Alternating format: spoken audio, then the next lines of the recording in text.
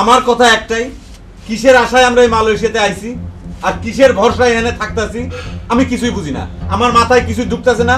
আর তোমাকেও মাথায় যদি কিছু আসে তাহলে তোমরা সেটা কও। না না, যে কাজের কথা কই আনিছে আর যে কাজ করতেছি তার মধ্যে আকাশ পাতাল তফাৎ।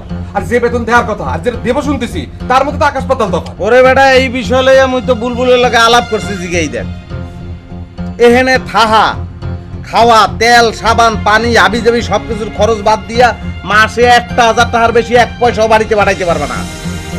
3 বছর এনে থাকমু, 3 বছরে কয় মাস হয়? 3 বার 36,000 টাকার বেশি 1 পয়সা পাঠাইতে পারবে না। আইসো কয় টাকা খরচ করে? 2.5 লাখ টাকা। এখন বোঝো বেজাল তো আরো আছে। আমরা যদি কই কাম করবো না তাহলে তো মাই, কারণ আমগো বেতনে তো এরা কমিশন খায়। আমগো কাম বন হয়ে গেলে তো এগো কমিশনও বন হয়ে যাব নাকি? হ্যাঁ, এরপরে আমরা যদি কই আমরা দেশে যামুগা, পাসপোর্ট ভিসা ব্যাগ তো অগো কাছে, এটিও তো পামু না। যদি পলায়া যাইবার চাই রাস্তায় বেরিয়ে তো পুলিশে ধরবো, দিবনে পেদানি। এরপরে যেই কাম করতাছে এটা যদি না করি তাইলে তো না খায়া মরণ লাগবো আর কপালে জুটবো মাই। আমগো অবস্থা হচ্ছে এখন এই। কিন্তু আর যে কাগজে মানুষ থাকছি, এই কাগজের মধ্যে কোম্পানির নাম, কি কাম, কত বেতন, ব্যাগ তুলে উর বাকুর হালা একই কথা বারবার কয়। ওই এয়ারপোর্টে কি তত্ত্বে লিয়া গেছে না কাগজপত্র সব লিয়া গেছে? কাগজ লই তোর লইতে হইলে যাইতে হবে এমবাসি, এছাড়া উপায় নাই। তো ঠিক আছে, আমরা সকলে মিলে এমবাসিতে যাই, হ্যাঁ, তাদের কাছে সাহায্য চাই। ব্যাগ কিছু পানি পানি ঠেও তো। এটা বাংলাদেশের এমবাসি না?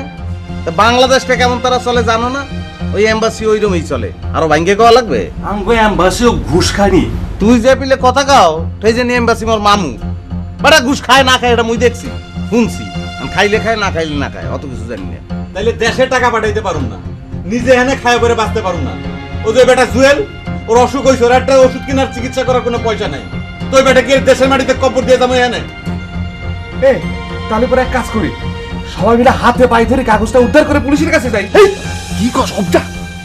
এটিকে ভুলেও কইস না এই কথা। পুলিশের থেকে গেলে একেবারে জিন্দেগি শেষ। মাস শেষ হোক, বেতনের টাকা হাতে লিয়ালি, তারপরে ঠান্ডা মাথায় যা করণের করতে হইব নাকি দাদা? হ্যাঁ, ভাবতাছো তুমি এই মাসে তুমি 1 লাখ টাকা বেতন পাইবে, তাই না? তাহলে দেরি করা লাগবে। ওই তুই আমার লগে কাউকে খরচ কি লিগা? তাহলে এই মাসে তোর বেতন কি আমি দেই নাই? তোর বেতন আমি দেই? সময় তো পার হয়ে যাইতেছে রে ভাই। এ বেটা, তুই ওর লগে ঝগড়া করস কা? ও কি আর কিডনি বেচে এর বেতন